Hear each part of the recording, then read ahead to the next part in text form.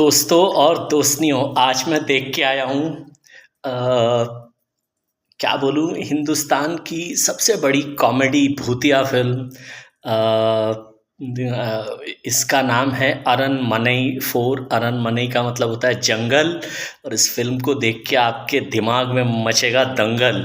ये ये फ़िल्म देखो यार, तुमने सैकड़ों भूतों की फिल्म देखी होगी, है ना। अब उसमें एंड में जाके इलाज निकलता है कि इस भूत को आग के पास ले जाओ, या इस भूत को हरे रंग के पत्थर से मारो, या इस भूत को फलाने बरगद के पेड़ के नीचे ये एक जड़ी मिलेगी, वो जड़ी से सूंघा दो, या इस भूत को ये वाला फ़ोटो दिखा दो। मतलब तरह तरह के तुमने देखे होंगे कि भाई भूत को ऐसे मारा जाता है। लेकिन गुरु, भूत को मारने के टाइम पे छोड़ो भूत भूत या भाड़ में, पहले सब ठुमके मार मार के नाचेंगे। ये इस फिल्म का क्लाइमैक्स है। ये इस फिल्म की कहानी ये है कि एक है भूत आसाम की तरफ का, उसका नाम है बाक। बाक वाक नहीं, भक है वो भक होता है ना, यूपी की तरफ बोलते हैं ना जब किसी भक, उसके बाद भ की मात्रा से, के से फिर वो पूरी चीज़ ख़त्म होती है। ये भक है, भूत। बाक वाक तो उन्होंने ऐसे ही लगा दिया, बोलना नहीं आया होगा। अब ये बाक भूतनी है अपेरेंटली, शायद, क्योंकि बाद में क्लाइमैक्स में सडनली बोलने लगते हैं वो आ गई, वो आ गई, वो चली गई, वो जाग गई, वो भाग गई। तो कहानी है कि भाई ये बाक है, कहीं किसी तालाब में पड़ा हुआ है कैद किसी घड़े में। एक पुजारी वो डंडा मार मार के अपनी नाव ले जा रहा होता है। डंडा पड़ता है मटके पे, मटका फूट जाता है, भूत आता है, उसी की बेटी को पकड़ लेता है। फिर वहाँ से कहानी शुरू होती है। पुजारी जी वापस किसी तरह भूत को काबू करके रख लेते हैं, घड़े में आ जाते हैं तमिलनाडु। वहाँ पे कोई शक्तिपीठ है जहाँ भूत काबू हो जाते हैं। तो ये टर्मिनेटर भूत है, तरह तरह के शेप बदलता है, किस आदमी बन जाता है और किसी की भी शेप ले लेता है। टर्मिनेटर भूत बोलना भी असल में हमारे स्वदेशी सम्मान की बेइज्जती है मेरे हिसाब से, क्योंकि टर्मिनेटर से भी 14-15 साल पहले राजकुमार संतोषी ने जानी दुश्मन बनाई थी। उसमें रीना रॉय तरह तरह के रूप बदलती थी। वो पद्मा खन्ना भी बन गई थी, वो योगिता बाली भी बन गई थी, वो रेखा भी बन गई थी। वो अगर पिक्चर और आधे घंटे की बना देते राजकुमार कोहली साहब, तो वो धर्मेंद्र जितेंद्र भी बन जाती। तो मैं कहूँगा कि टर्मिनेटर का आइडिया भी वहाँ से चुराया गया था, तो आप जैसा भी समझें। तो ये शेप शिफ्टिंग भूत है। इसको 3 लोगों को मारना है जो 15 जून को पैदा हुए हैं। अभी 15 जून वैसे आने भी वाला है। 15 जून वालों, तुम ये पिक्चर मत देखना।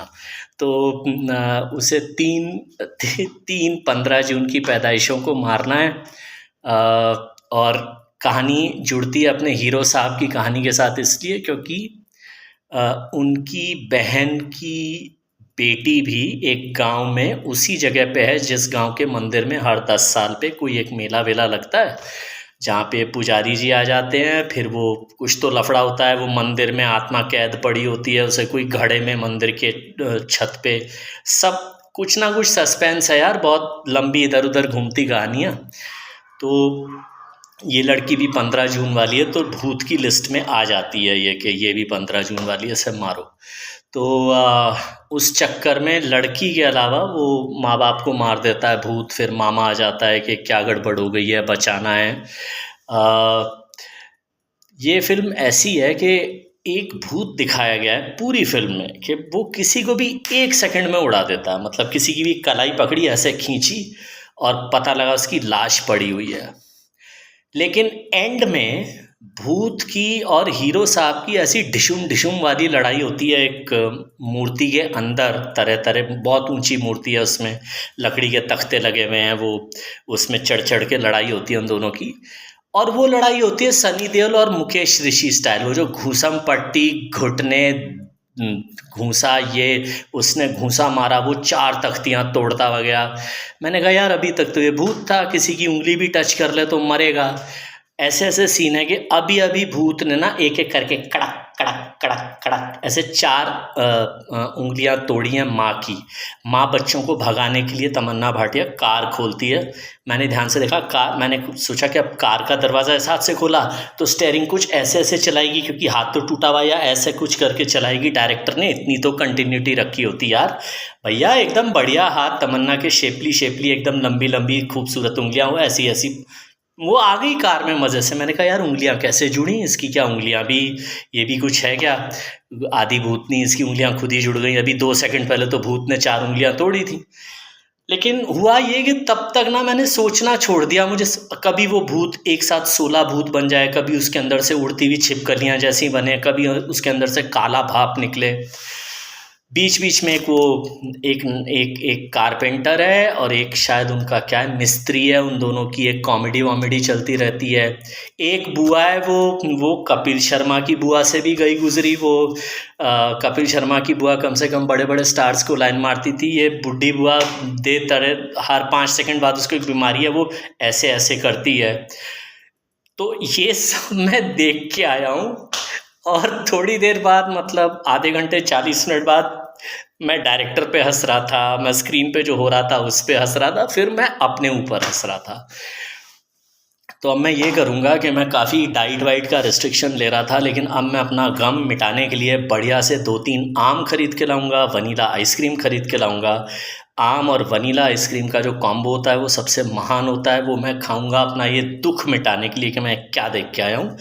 तुम लोग हो सकता है फिर भी जाओ, है ना, जाओ। मैं रेटिंग वेटिंग तो नहीं दूंगा, बस ये, हाँ मतलब, अच्छा हाँ, क्लाइमैक्स बोला तो मैं भूल गया। क्लाइमैक्स में भूत फाइनली मरता है कि वो एक आँख के पास जाके खड़ा हो जाता है। इधर एक और बड़ी मूर्ति है, उसमें से वो दशहरा का रावण मारा जाता है ना, तो देवी माँ का त्रिशूल आ रहा है। सडनली दिखाते हैं देवी माँ खुद आ गई बॉस। मैंने कहा देवी, मुझे लगा देवी माँ इसलिए आई है त्रिशूल फेंकूं, इन सब सालों को मैं चलाऊं, मेरे नाम पे क्या क्या बनाते हैं। पर खैर देवी माँ ने खुद स्वयं आके त्रिशूल फेंका और सब ऐसे ऐसे कर रहे हैं कि देवी माँ आ गई। तो ये फिल्म है। बस जाओ अपना देखो, मतलब देखना चाहो तो। मतलब मैं जा रहा हूँ गुरु, मैं आज वनीला आइसक्रीम और मैंगो खाऊंगा।